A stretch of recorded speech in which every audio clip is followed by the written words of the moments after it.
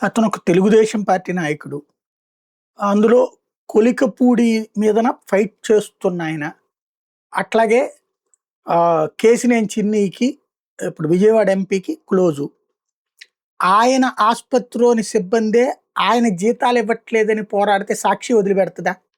ఈనాడు జ్యోతి రాయకపోయినా ఓ private ఆస్పత్రిలో అమరావతి అన్న పేరుతోనే ఆస్పత్రి పెట్టి 6 నెలల నుండి జీతాలు ఇవ్వట్లేదన్నటువంటి యాజిటేషన్. మరి అదేంటో గవర్నమెంటు ప్లస్ తెలుగుదేశం మనిషి అయ్యుండి కేజీనేని చిన్నికి కూడా క్లోజ్ అయినప్పుడు ఆరోగ్యశ్రీనో లేకపోతే ఇంకోటో పేరుతో వారికి డబ్బులు రావాలి కదా! ఎందుకు లేదో తెలీదు.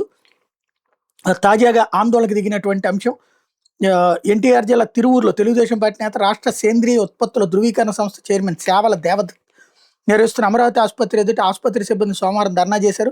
తమకు నెలల తరబడి పెండింగ్లో ఉన్న జీతాలు చెల్లించాలంటూ ప్లకార్డులతో నిరసన తెలిపారు. 6 నెలలుగా 30 మందికి జీతాలు చెల్లించకుండా ఆసుపత్రి యాజమాన్యం నిర్లక్ష్య ధోరణిలో అనుసరిస్తోందని ఆవేదన వ్యక్తం చేశారు. ఒక్కొక్కరికి సుమారు 60,000 రూపాయల వరకు జీతం బకాయిలు రావాలని వివరించారు. వేతనాలు లేక కుటుంబ పోషణ భారమైందని, పిల్లల ఫీజులు కట్టలేక కుటుంబం గడవక తీవ్ర ఇబ్బంది పడుతున్నామని ఆక్రోశించారు. విషయం మీద తాము కలెక్టర్కి, లేబర్ కమిషనర్ ఫిర్యాదు చేశామని వెల్లడించారు.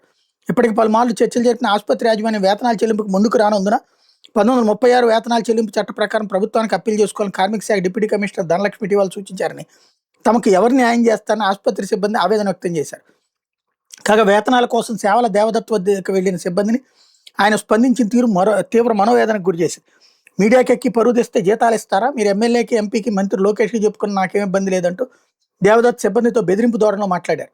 తాను ఎన్నికల్లో టికెట్ కోసం ఎంపీ చిన్నికి డబ్బులు ఇచ్చానని ఎమ్మెల్యే కొలికపూడి శ్రీనివాసరావు ఆయన అనుచరులు చేస్తున్న ప్రచారాన్ని దేవదత్ ఖండించారు. తన ఆసుపత్రి సిబ్బంది ఆందోళన చేయడానికి తెర వెనక ప్రోత్సహించేవారెవరు తెలుసని, ఇటువంటి చర్యలను పాల్పడే వాళ్ళని వదలబోనని ఎమ్మెల్యే కొలికపూడి శ్రీనివాసరావుని హెచ్చరించారు. ఇట్లాంటివి ఆపబోతే ఆయన ఇంటికెళ్ళి కొడతానని దేవదత్ హెచ్చరించారు.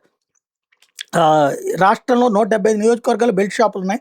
ఒక్క తిరువూరు నియోజకవర్గాలు బెల్ట్ షాపులు ఉంటే చెప్పడా నువ్వెవడో ఆయన నీకేంటి నొప్పి అంటూ ఎమ్మెల్యే కొలికపూడి శ్రీనివాసరావు మీద ఆయన ఈ సందర్భంగా విరుచుకుపడడం మరొక విచిత్రం.